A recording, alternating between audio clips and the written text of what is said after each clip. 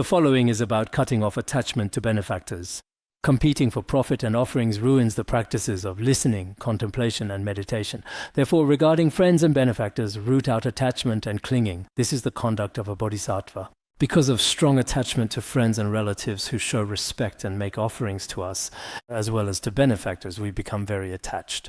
What does this ultimately lead to? Among Mahayana practitioners, conflicts arise for the sake of profit and respect. Many people are like this. For the sake of benefactors, relatives, and friends, the goal is profit, respect, and reputation. Mainly it's about profit, fame, and gain. When we talk about profit, it refers to wealth. So in the end, what is lost? The work of the true Dharma, such as listening, contemplation, and practice, is destroyed. Therefore, cutting off attachment to friends, relatives, and benefactors, and to all lay supporters, is the conduct that severs the root of seeking profit and respect for all children of the Buddha. So, as monastics, as practitioners, it may be very difficult to completely ignore our own friends and relatives, and sometimes it may not even be possible. After all, they are your blood relatives. After all, they are your benefactors. But if you are especially attached, constantly calling them every day, constantly clinging to them, then this may become your greatest obstacle in practice. At a certain point, you will have no choice but to let go. So generally speaking, attachment to benefactors and attachment to friends and relatives must be cut off here. If you keep failing to do so, in the end you will fall further and further and it will all become meaningless. So many disputes in the world are also fought over profit and gain. This is something we can clearly see. Sometimes, for example, when we speak or do something, if it affects others' benefits or interests, people cannot tolerate it. Even when we go to other places to spread the Dharma, if many people show you respect and make offerings to you, but do not show respect to that particular Dharma center, then they will start to slander you one after another. This is something we often see in our daily lives as well. In addition, the encouragement to generate the Supreme Mind Sutra says that one should recognize that profit and respect are causes for the arising of greed. Why do we develop greed? It is because of profit and respect. We should understand that profit and respect can destroy right mindfulness. If someone receives too many offerings, including some of our Dharma teachers, when they did not have much profit or respect in the past, they were very good practitioners themselves. But later, as profit and respect increased, they started to take on more tasks and their minds became scattered. Their own study, contemplation, and practice gradually deteriorated. Their right understanding and mindfulness also diminished more and more. By analogy, we should observe in this way. If we observe like this, the arising of shamelessness and lack of remorse is also related to profit and respect. The arising of stinginess is also connected to profit and respect. It also causes many people to be in disharmony with each other and leads to the abandonment of friendship and so on. All of these are related to profit and respect. The faults of bodhisattvas being attached to profit and respect are also like this. After observing this, one should cultivate few desires and not be greedy or attached. Those with few desires do not have such problems. Therefore, when they practice all dharmas, there are no adverse conditions. If there is more profit and respect, or if you especially and greatly crave fame and also profit, your pursuit of profit will never be fulfilled. In the end, all kinds of adverse conditions will arise. But if you are truly a practitioner, then there are no real adverse conditions. In Tibet, we have a saying, if you are naked, lice won't bite you. Because lice hide in clothes and bite you from there. If you are completely naked, there is nowhere for lice to hide. So if you are someone who is content and has few desires, then evil spirits and heretical paths have no opportunity to create obstacles for you. But if you are seeking profit and gain, they will seize this opportunity and create all kinds of obstacles for you. After understanding these kinds of merits, the bodhisattva should use wisdom to cut off all attachment to profit and respect, and should abide with a supreme motivation of having few desires. One should rely on having few desires. If you have few desires, at first, when you are poor, you have no choice to have few desires. There is no other way. Some people say, when I first arrived, I was content and had few desires. But actually, you had no choice to be content and have few desires then. You simply didn't have the good fortune for more initially. At that time, you were truly poor, so there was nothing you could do. But later, if you have benefactors and receive offerings and support, and at that time you can remain content with few desires, making offerings above and giving below, then that is truly an opportunity for spiritual practice. I often think when we first arrived, it really was like that for us too. Lately, I've been thinking about this a lot. The way you listen to the Nyingtik Yabji and the way we listen to the Nyingtik Yabji, there's still a difference. Back then, the Master gave the empowerment in 1984. I came in 1985, and I was extremely, extremely sad. I never got the empowerment, and I was really heartbroken. Later, in 1987, His Holiness went to Wutai Mountain. In 1989, yes, it should have been then when he went. At that time, many people from our institute went down there by freight truck and by lorry. At that time, I calculated my money and figured I could afford to take the regular bus down, so I went by myself. Actually, when I went to Wutai Mountain, I had a small tent with me. That tent was very simple. It was just a piece of white cloth with a pole in the middle. This pole could be divided into 2 sections. If you tied the 2 sections together with a rope, it would make a slightly taller pole. Then you would lay one across the top horizontally. If you rolled this up, honestly, the small tents nowadays are so much better. Back then, there was nothing like that at all. I made mine myself. When I was at Wutai Mountain, including at Bodhisattva Peak and East Peak, it was always my own tent. Actually, I was really proud in front of a lot of people to have my own tent. I wasn't afraid of rain wherever I went. A lot of people were always looking for a place to stay, but I made mine myself, sewing it from white cloth. It was the same when I went to Daofu to listen to the empowerment ceremony. I initially stayed for just 1 night in Seda. There was a wonderful family I already knew residing there, and I gratefully spent a comfortable night at their welcoming home. They treated me very well. They even gave me a can of mandarin oranges. It was delicious.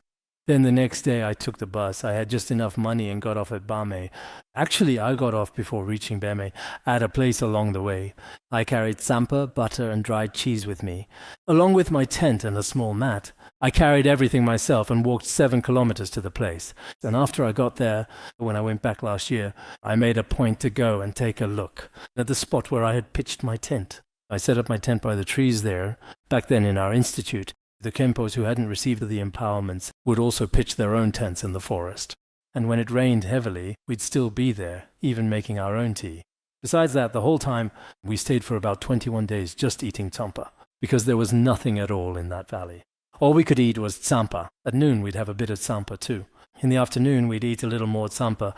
It was actually pretty good. At that time, honestly, I was just in my 20s, and that was all there was. I had a particularly strong enthusiasm for the Dharma.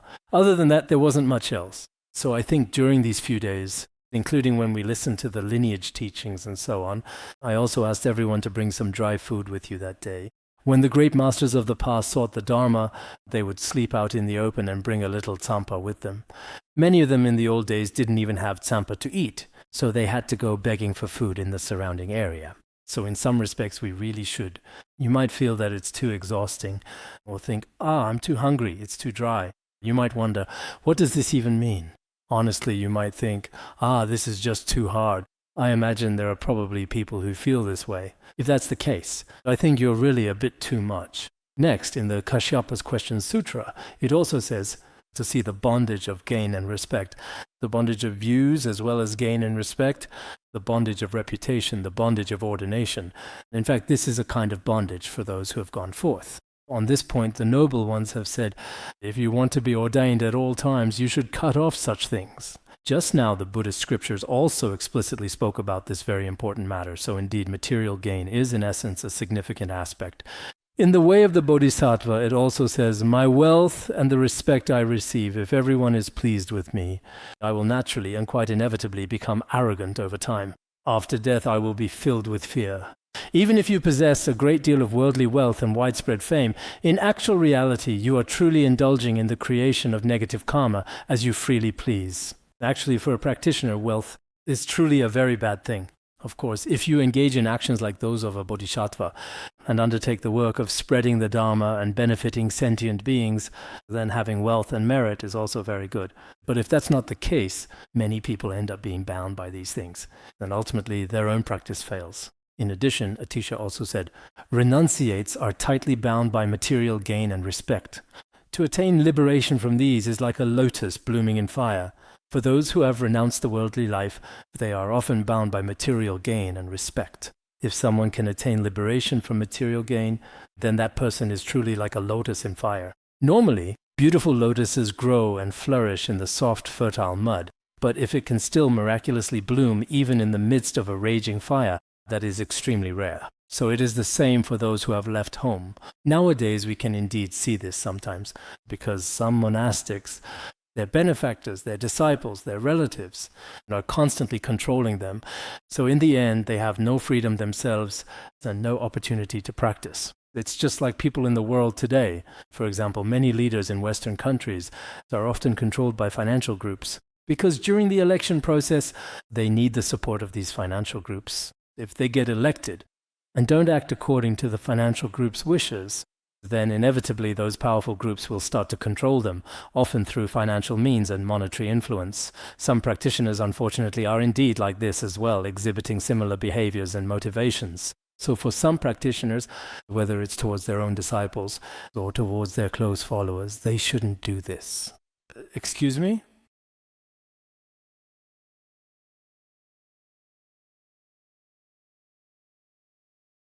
Wearing a black mask, he just rushed forward.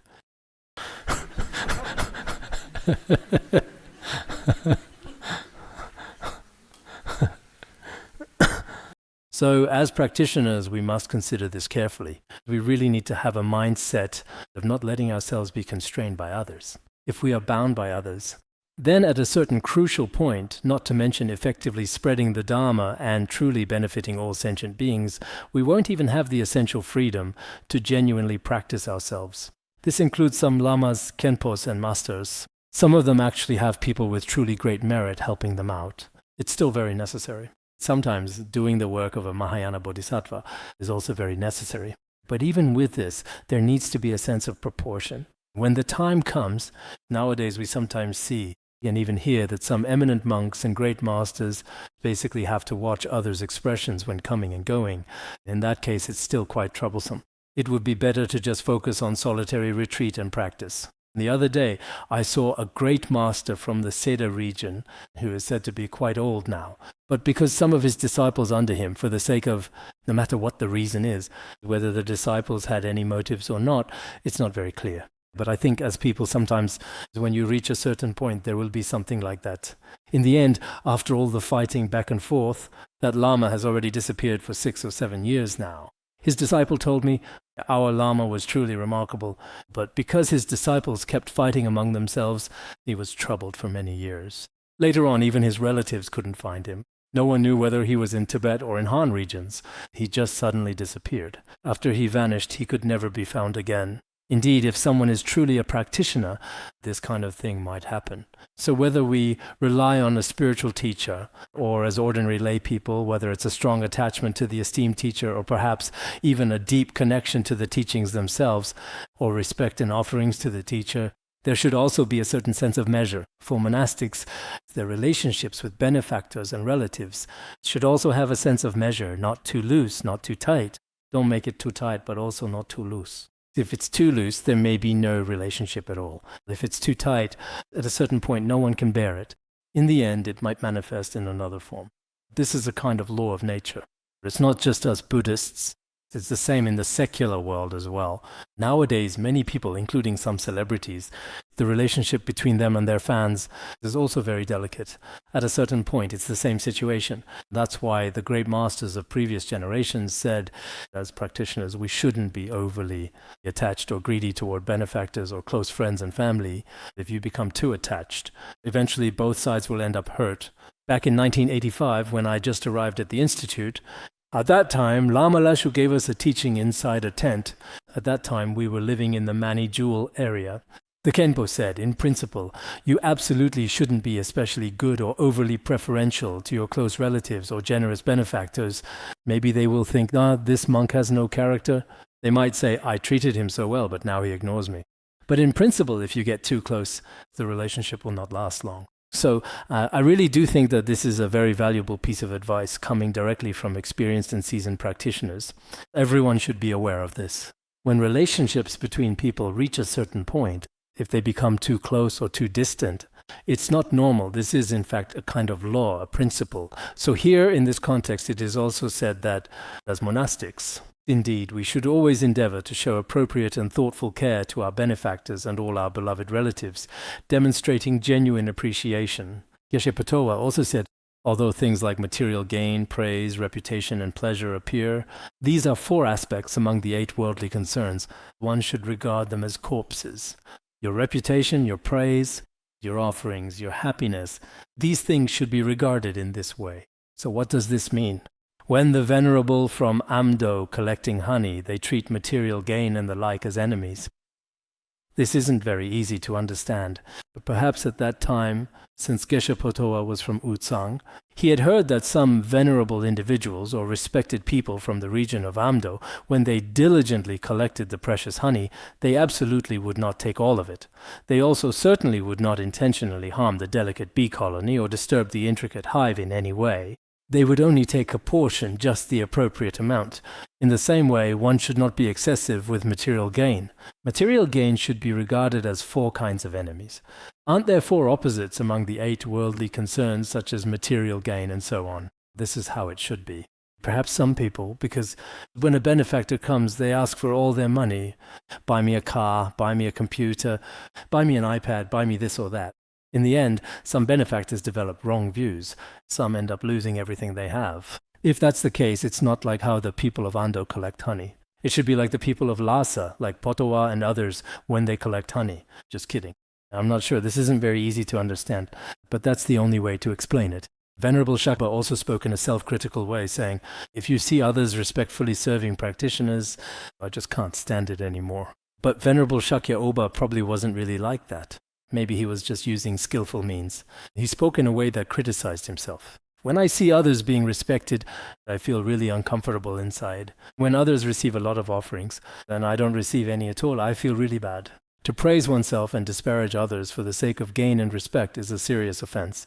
Venerable Nyarapa also said the same thing. We should develop a sense of entanglement or a net-like perception toward gain and respect. Once you get caught up in this, it's very hard to get out, isn't it? Once you have gain and respect, people really do change. When there is gain and respect, even your posture ends up different. I often talk about this here too. When the time comes for Dharma teachers, don't let arrogance arise in your heart. Actually, we're not really such remarkable people. That includes the stewards as well, and also sometimes it's the stewards, sometimes it's the people in charge here. Maybe it would be better to switch things up a bit. Otherwise, if you always think of yourself as the steward, your own mental continuum won't be very good either. No matter what, sometimes, because Kenpos and Kenmos can't be replaced, but now the situation with Kenpos and Kenmos isn't that serious either. It seems that here there haven't been any complaints either. No one has given any suggestions either, so it's still acceptable. But if some other departments always stay like this, there might be a bit of an issue, I'm not sure. Sometimes what we do here is actually quite good. But sometimes what we do is rather behind the times. I see that now in our Larung Valley, everything is paid for in cash. But in this modern day and age, who still actually uses physical cash? It seems that absolutely everything is now handled by convenient QR codes, and virtually everything is processed through popular digital payment platforms like Alipay. So if we still have to take out an old worn-out RMB note, I don't know, in our case here, sometimes it seems like these scholars and intellectuals are really impressive, but sometimes, nowadays all over the entire world, even people who shine shoes or clean floors, when they collect their earned fees, they are often paid digitally. They all use their phones to scan and pay. However, in this particular situation, for some reason, it still appears to be very much like it was during the decades of the 1970s or even the 1980s. Therefore, it might be necessary for us to consider implementing an alteration or adjustment to the current state. The people in charge here, sometimes they should also take a look. Maybe you all don't watch the news, the changes happening in the world. For example, you might not even know that Shinzo Abe died, or that Boris Johnson stepped down. Sri Lanka now is already completely facing a very challenging economic crisis. What do they call it? Bankrupt, right? Actually, a country going bankrupt is just like what happens to ordinary people. It's really pitiful. Now, Sri Lanka owes China how much in national debt? About 18 billion, I think. And to the US over 20 billion or something like that. So in this situation, it's really sad. Back when the tourism industry was doing well, everything was great, but now no one pays attention to them anymore. People are the same way. Sometimes when a person goes bankrupt, all those friends and relatives they used to have will gradually distance themselves. So maybe we really don't know anything about what's happening in the world because we have always been peacefully abiding here in this state of oneness. Sometimes I hope those in charge among us can also take a look at your own work and responsibilities. Sometimes just take a look. Maybe you have your own intentions or other things going on. If that's the case, then that's another matter. When the time comes, you can also criticize me. I think my heart is fairly tolerant at times. You can feel free to criticize me. Some Dharma teachers and Dharma friends have criticized me to my face. You say these kinds of things to me just like that, and I simply endure it. That's perfectly fine too. It's all quite straightforward and easy to understand. I completely grasp that. But sometimes, perhaps, we truly need to take a moment and look at the wider world around us. Bodhisattva Togme Sangpo himself also said, fame and respect are causes of bondage, so we should cut off the vines of such subtle desires. He also said, even if you diligently pursue profit and respect, in the end success is uncertain. And even if you do succeed, it only increases your attachment, just like adding more firewood to a blazing flame. Some people work very hard to gain reputation and material benefits, but the more they gain, the more greedy, troubled, and miserable they become. So in this way, having a contented heart is the greatest wealth. If one has contentment, then he is the wealthiest. He should be the richest person in the world. Not being greedy for anything brings the greatest happiness. These two lines are ones I used to really like. Maybe it's because of my own personality. There are certain words that I really like. It's not that I can accept everything entirely. If you have a contented heart, you are the wealthiest. If you feel satisfied with everything you have, then in fact he is the most fortunate person. If one is not greedy for anything, that is the greatest happiness. This is something you really need to remember, because much of our suffering arises from attachment and greed. If you are not attached or greedy for anything, then you are the happiest person. But not being attached or greedy is very difficult for many people. When you say not to be attached, people become even more attached, even more so. The Venerable One also practiced this personally. All right, we'll stop here for today.